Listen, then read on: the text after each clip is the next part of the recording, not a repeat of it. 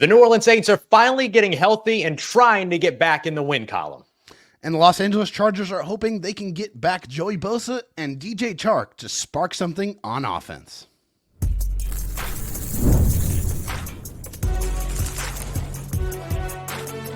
You are Locked On NFL Crossover, part of the Locked On Podcast Network. Your team every day. What's going on, everybody, and welcome into this crossover Thursday edition of Locked On Chargers and Locked On Saints. We are your hosts, David Drugmeyer, over at Locked On Chargers, co-host over there, along with the one, the only Daniel Wade. Those guys breaking down the Chargers every single Monday through Friday, have been at it for years. Myself, Ross Jackson, host of the Locked On Saints podcast, as well as beat writer for the Saints over at LouisianaSports.net, Saints analyst with WWL TV. And on today's episode, this crossover Thursday, we're going to be breaking down the Los Angeles Chargers and New Orleans Saints matchup. We'll take a look at what each team needs to do to get a victory. We'll break down the Chargers getting some big pieces back as they try to spark their offense again, and the New Orleans Saints simply trying to get back into the win column, and health there finally trending in the right direction as well. We appreciate you very much for being an everydayer and for making us your first listen on Locked On Chargers and on Locked On Saints. Here, both a part of the Locked On Podcast Network, your team every day. Today's episode, this crossover Thursday, brought to you by our friends over at Prize Picks. Download the Prize Picks app and use the promo code Locked On NFL to win $50 instantly when you play $5. David, this game is all about health for both of these teams. That has to be kind of the headline in this one. It really is. I mean, both of these teams have dealt with such, not just a lot of injuries, but injuries to super important players on both sides of the football. And hey, every single team deals with it every year, and it's how well you're able to deal with those injuries and stay afloat and really kind of see the quality of your depth shine through is who separates the winners from the losers when you're dealing with those injuries. Well, the New Orleans Saints are hard to keep out of that loser category here with a 5-game losing streak, and a lot because of those injuries. I think there's some coaching concerns, things like that, of course, as well. We'll get to all of that today. I will say that New Orleans sports injuries just don't stop. The same day that the New Orleans Saints start to get healthier, the New Orleans Pelicans tip off their season, and the newly acquired point guard DeJounte Murray fractures his left hand. Welcome to New Orleans, everybody. Gosh. Sorry, this stinks. Health in New Orleans sports is much like potholes all over the street, ever present, ever present. So for the Saints, look, the Saints right now getting healthier. This was the least amount of DNPs, or did not participate, players that they had on their injury report. I think this is actually the first time since week 1 that they were actually outnumbered when it came to the injury report, with more on the Chargers than there were on the Saints. The only 2 players not participating in practice for New Orleans were quarterback Derek Carr, as well as backup offensive lineman Nick Saldiveri. A lot of other key pieces coming back: tight end Taysom Hill, offensive lineman Cesar Ruiz. We saw, guys like Lucas Patrick back out there this week. Chris Olave is working his way back through concussion protocol, the starting wide receiver, all that. That is kind of the biggest thing. But the biggest question mark is, can that helpful trend of health end up actually helping the New Orleans Saints win a game? That's got to be the biggest story for them, especially over on the offensive side. Yeah, for sure. I think when you're looking at the New Orleans Saints and kind of their offense, it's definitely been a little bit of a struggle. I mean, they've had a couple of guys that have tried to kind of carry the load a little bit. A guy who just got rewarded with a new contract with Alvin Kamara. That's got to be kind of a cool situation there. A guy who's been a long time New Orleans Saint and finally kind of gets his kind of just reward after dealing with some injuries and being able to come back and look like his old self. Like he is a very, very dangerous member of that New Orleans Saints offense, and a guy who, when you're getting more help on that offensive line, only makes a guy who's extremely dangerous and very patient that much more of a concern when you're playing the New Orleans Saints. Yeah. He's not a yards before contact kind of guy. He's a yards No. after contact kind of guy. You got to get him into that space, though, and hard to do that when you don't trying to get the contact. That's the big problem. Yeah, right. And then when you don't have those offensive linemen that are hustling 40 yards downfield with them and all that, like you see from Cesar Ruiz and Eric McCoy, some guys that start on their offensive line, that ends up making a big difference. So you're absolutely right. That's big for them. Meanwhile, over on the defensive side, I think the biggest thing is that the team's defensive efforts have not led to greater execution. And to me, that's a coaching thing. And that's big because your head coach is the defensive mastermind. Like, that's his side of the football. I'm sure that you've had this conversation before with the Brandon Staley type of situation. So I'm really interested in kind of your perspective on when you have a defensive head coach and your defense can't tackle. Well, basically, after Brandon Staley and that failed experiment, I have no interest whatsoever in having any kind of head coach be a play caller from either side of the ball. I'm in firm belief that your coach needs to be the CEO of the organization. He needs to oversee everything. I think we saw when Brandon Staley was the head coach and the defensive coordinator that there was too much on his plate. And I think it showed with how bad the defense was. He came in coaching the Chargers after authoring the number one defense in the NFL with the Rams. And we did not see that for maybe spare a couple of games throughout 3.5 seasons with the Chargers as the head coach. You know, as far as the defensive metrics were all towards the bottom of the league. And of course now with Jesse Minter, who is just the defensive coordinator for the Chargers, they have the number one defense in the NFL by points per game allowed. So obviously that helps vindicate my opinion, but also I think a lot of Charger fans would agree they don't want any part of anyone being a coordinator / head coach. They just want one guy overseeing everything. Yeah, it's very interesting. It's an interesting perspective that I don't think is discussed much here in New Orleans because of the success of Sean Payton as a head coach play caller. I think that kind of skews the perspective there a bit, right? And then you had the original success of Dennis Allen as a head coach and defensive play caller, but now you're starting to see things kind of teeter away there. So it is a really interesting perspective. It's why I wanted to hear your thoughts on it, because I don't think it's a conversation that we have much here in New Orleans because we've seen the success there, but you're not always going to have the success when it comes to that. So I'll be very interested to see if things don't improve for the Saints, they do make a change at head coach, how they end up going about that, if they want the offensive play caller, if they want the defensive play caller, or if they just want the ex-special teams coach that can rah-rah everybody and be the CEO. I love a good special teams head coach. Bill Belichick, we've seen it with some of the best in the league. Obviously, I pull the best name possible when I say that. Obviously, there are others as well.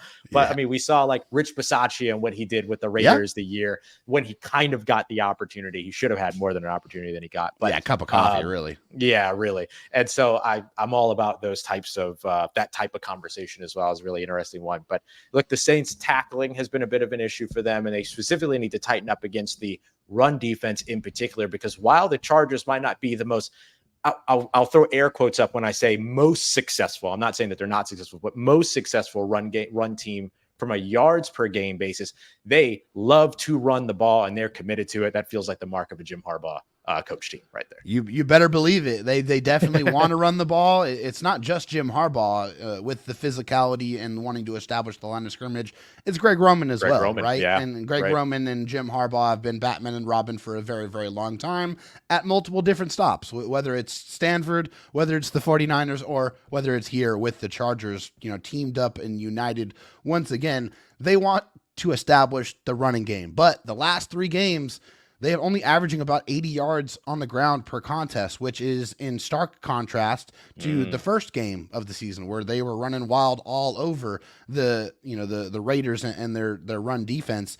And in a lot of their wins, the Chargers have been able to run the ball, been able to control the clock, been able to keep the opposing offense off the field, and been able to set up manageable down and distance situations for Justin Herbert, which is kind of what they want. The whole, I guess, selling point in the offseason was, hey, guess what Justin Herbert would look like if he had a great defense and a running game? Well, guess what? That running game has been very Jekyll or Hyde. It's either been there or it has not been there at all. And when it hasn't, the Chargers lose.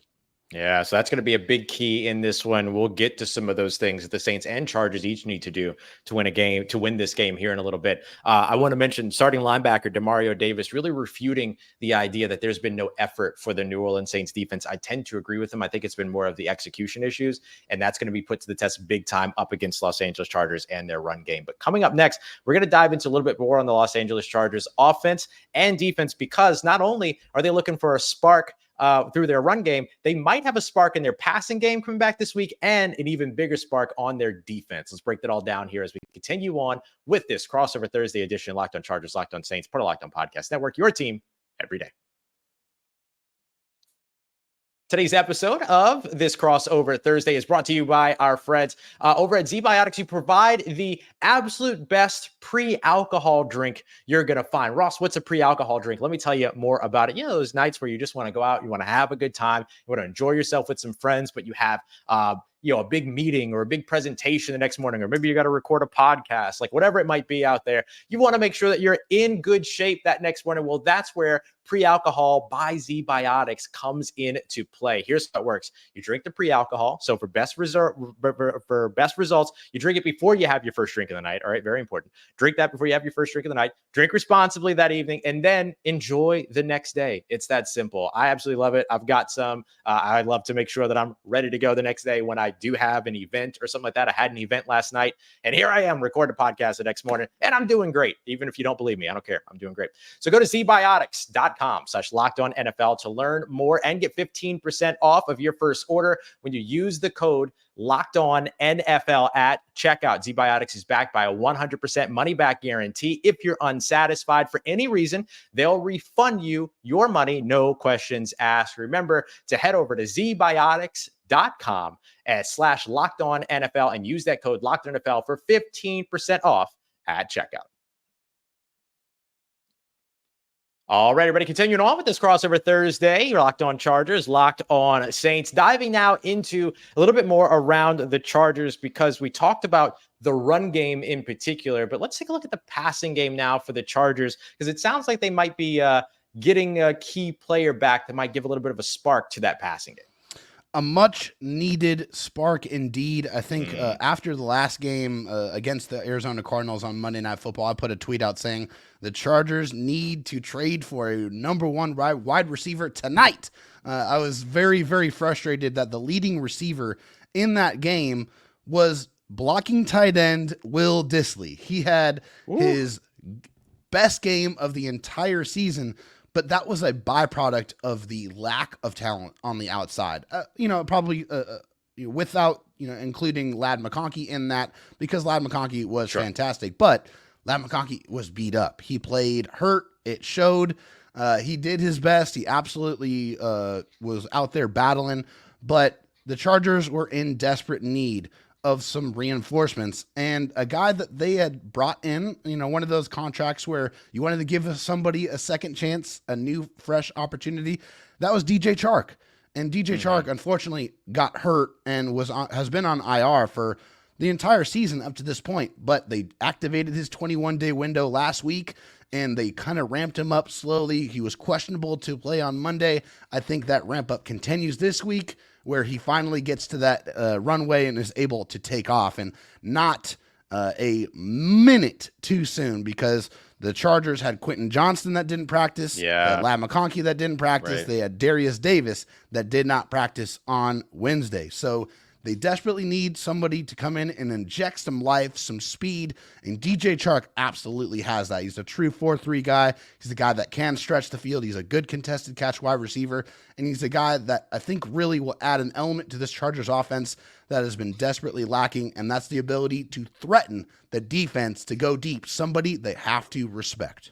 Yeah, Saints fans will recognize a couple of things from this. First of all, yet another wide receiver that ends up coming back up against the New Orleans Saints. This always seems to happen, David. It's always against the Saints that these wide receivers typically end up coming back. And then, of course, the idea of a 4-3, big-bodied wide receiver that can help you stretch the field. The Saints just invested in one of their own, in Marquez Valdez-Scantling, after losing Rashid Shaheed for the season. So a lot of Saints fans can understand the importance of a guy like that. So it's going to be really interesting to kind of watch the matchup. Now, the Saints defense has been mostly healthy throughout the season. They did lose towards the end of the game last week, Marshawn Lattimore, their starting corner, with a hamstring injury, but he was a full participant in practice on Wednesday, will be again today, most likely. And so that is going to be kind of the matchup that you're going to be watching, is him and Alontae Taylor, another corner on the outside in base sets. But then Alontae Taylor will move inside in the nickel sets. And then on the outside goes rookie cornerback Kool-Aid McKinstry. So a rookie there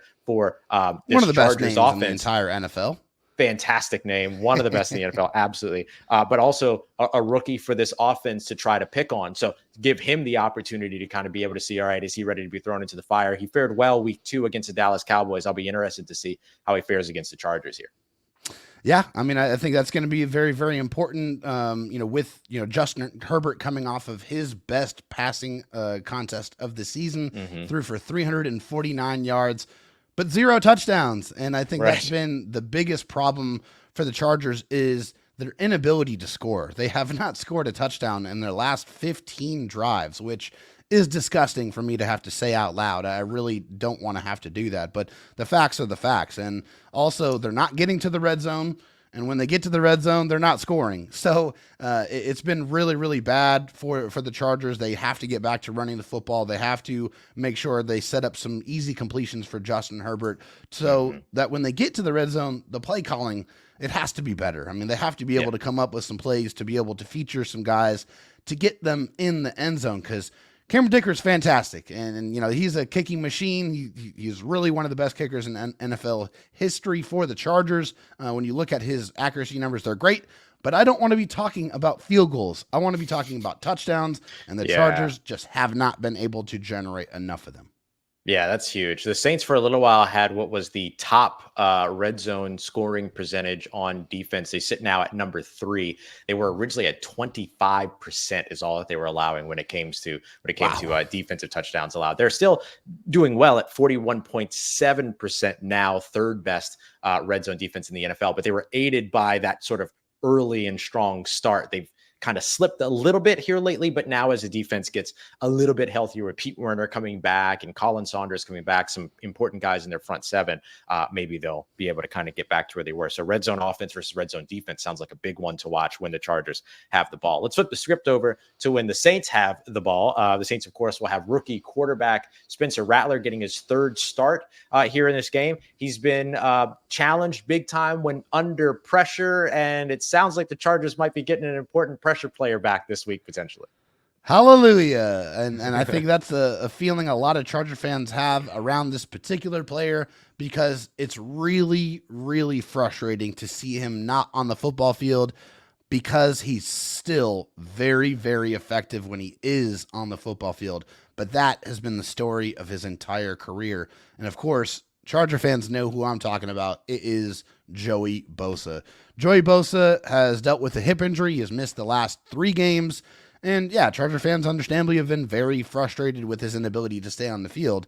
But when he's on the field, he's still very, very productive. And the Chargers are not productive without him. The Chargers have only had 5 sacks in the 3 games without Joey Bosa. Oh, wow. He had 2 sacks in the 2 full games that he played by himself. Right. And he has, I think, 4 pressures and 40 pass rush snaps. So he's still getting after the quarterback. You look at his run defensive grades, it's in the 90th percentile when you look at PFF. So when he's on the field, he is dominant and still extremely effective. He just has not been able to stay on the field. So he returned to practice in a limited capacity, but that's still a huge improvement over what it has been for Joey, who has been a DNP for the last several weeks. And if he didn't come back this week, it was, why don't you put him on IR? Well, it's probably because he's about to come back, and he desperately is a piece the Chargers need to have on the field, because that was the whole vision when you had Joey Bosa and Khalil Mack both take straight pay cuts to be able to stay with the Chargers and play together. We haven't seen that tandem on the field enough, and the Chargers have paid both those gentlemen a lot of money. Khalil Mack has earned his money. He is the ageless wonder, but Joey Bosa has not earned his money just because of the inability to stay on the field. So Charger fans desperately want him to be on the field for the rest of the season, because if the Chargers want to get where they want to go and they still have plenty of time to get there. Joey Bosa has to be a part of it on defense. Yeah, big time. I'm looking at kind of his snap distribution from this year as well as from 2023. Looks like he lines up over the right tackle more times than not. Definitely moves around, but looks like he kind of focuses a little bit more over on that right tackle side. So that's going to put him up against Trevor Penning, New Orleans Saints offensive tackle, who of course just moved over from left tackle. So a pretty big matchup to watch there if Joey Bosa is indeed able to get back out on the field. And of course that means Khalil Mack with the rookie Taliesin Fuanga, who struggled last week, but has had a really strong start to his rookie season. Quietly one of the better rookies in the NFL on offensive lines. I mean, NFL offensive line rookies. That's what I'm trying to say. I don't know why that was tough. Anyway, coming up, we're going to now break it down and take a look at what each of these teams needs to do to win. And I'll tell you right now, for me, it comes all down to protection or disruption of the quarterback. We got that coming up for you as we continue on with today's episode, this crossover Thursday, Locked on Chargers, Locked on Saints, part of Locked on Podcast Network, your team every day.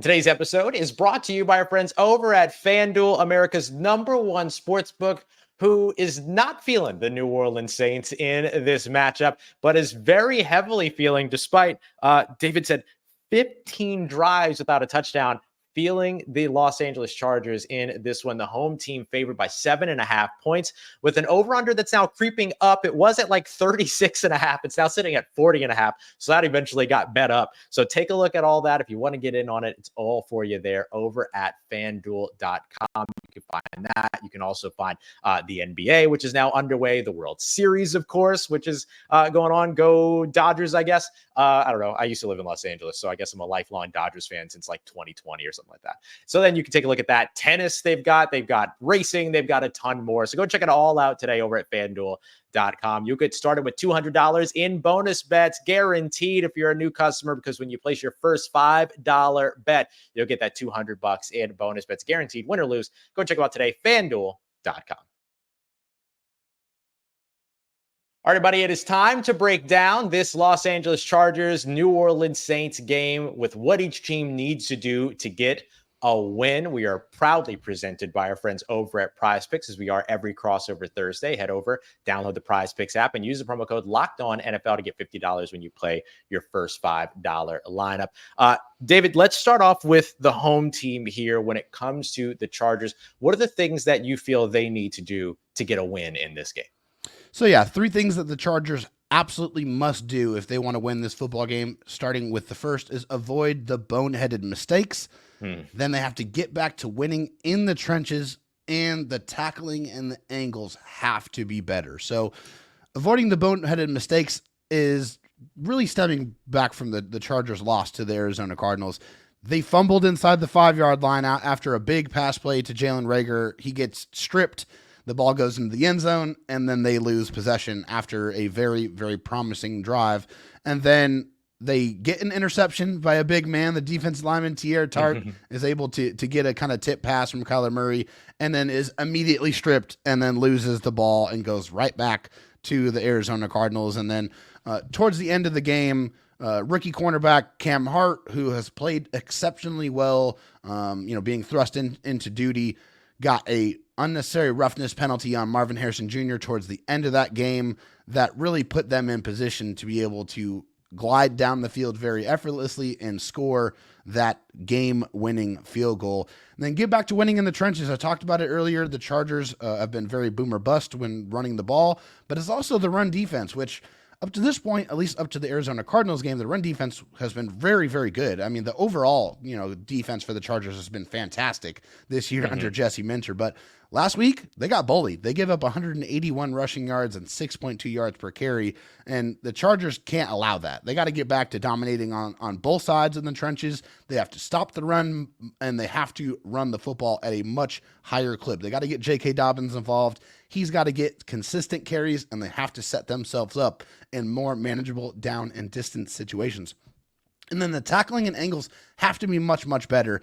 Especially when you're going up against Kyler Murray, a running quarterback. He's a guy that destroys angles. And if you don't have the right angle on him, then you get exposed. That's what happened to linebacker Junior Colson. Unfortunately, he was out there on the edge, and Kyler Murray was waving bye-bye, basically, while he was running past him en route to the end zone. So the Chargers have to tackle better, which, normally they swarm to the football, and it's never just one hat. It's multiple hats to the ball. They have to get back to that philosophy if they want to get back into the win column against the New Orleans Saints. Yeah, I think some of those are pretty big for New Orleans as well. We talked about the importance of tackling earlier on. I think both these teams are looking at that over the defensive side. I think for me, the thing that it starts off with is the number one key is protecting Spencer Rattler, but disrupting Justin Herbert. Then I would probably look at the run game, getting the run game back going, and kind of playing keep away a little bit, especially with the sort of dedication to the run game that Los Angeles has. They would have the ability to control this game if they're able to start producing on the ground while also being committed to it. So you want to kind of keep the ball out of their hands in order to make sure that that's not happening. And then the other piece is going to be kind of not necessarily the stop contributing to the other team more than you contribute to yourself, right? It's like the self-inflicted wounds thing that you kind of described earlier. Saints have had their own kind of fair share of that. And I think in order for them to do that, most effectively, they need to reopen sort of the explosive area of their offense. If they can get back to that, then I think that it allows them to maybe be able to play with a little bit more confidence, a little bit more swagger, all that, especially with a rookie quarterback there. You want to build that confidence as best as you can.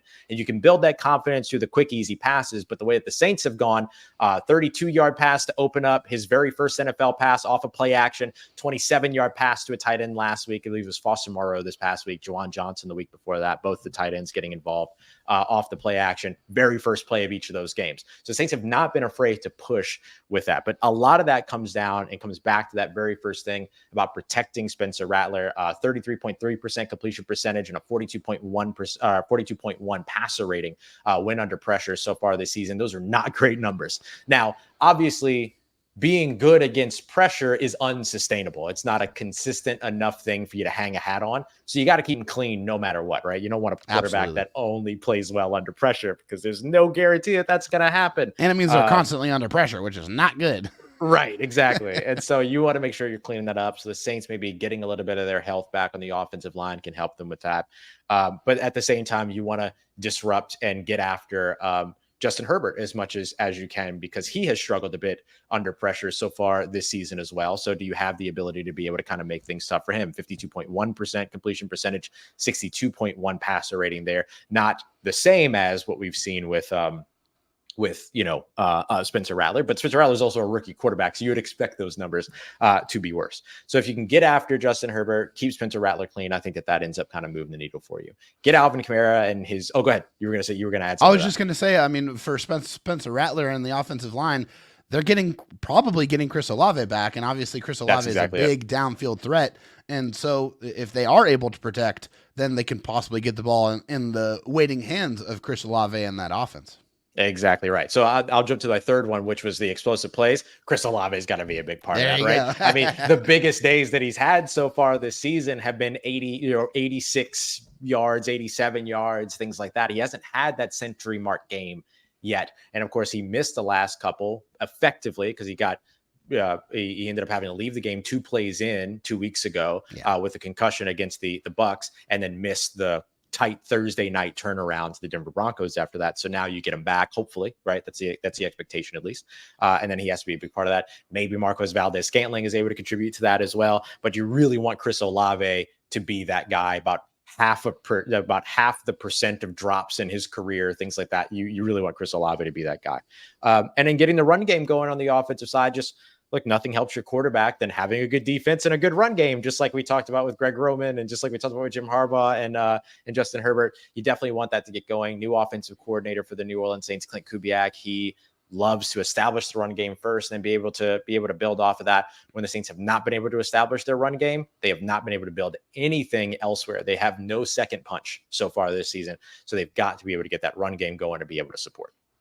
And I'm going to tell you right now, when Alvin Kamara is at his best, he is one of the most frustrating running backs in the league to have to tackle and to have to defend, because it looks like he's just walking Literally, at a nice brisk little the Olympic speed when they're doing their speed walking. And yet he's not. He's running extremely fast, but he allows that patience to set up blocks, which allows him to get those explosive plays, which is a nightmare for any defense, especially a Chargers defense that, has been very good, but has given up a couple of explosive plays. So they just have to try to control and bottle up Alvin Kamara, which is obviously much easier said than done. The run game, the quarterback, the explosive plays, the pass rush, the tackling, it's all here in this matchup. The coaching, it's all here in this matchup, or at least the coaching under a magnifying glass for the New Orleans Saints. But still, it's all in this matchup. I cannot wait for this one, man. This is going to be a lot of fun. We'll see which one of these teams ends up coming out on top and maybe righting the ship a bit for the season. It's an important game for both teams. I wouldn't say must win, but certainly an important game for most of these teams. That's David Drugmeyer, everybody. Locked On Chargers. You can find him and Daniel Wade every single Monday through Friday and more over at Locked On Chargers. Myself, Ross Jackson. You can find me every day over at Locked On Saints, breaking down your favorite teams here on the Locked On Podcast Network, your team every day. Now go and check out Locked On NFL as well. Get all the biggest stories from around the National Football League, 2 episodes per day over there. So make sure you go and get that. And of course, make sure you check back in on Friday with Locked On Chargers and Locked On Saints to get the rest of the preview for this big time matchup. We appreciate you very much for being here. We'll see you again here soon on Locked On Podcast Network, your team every day.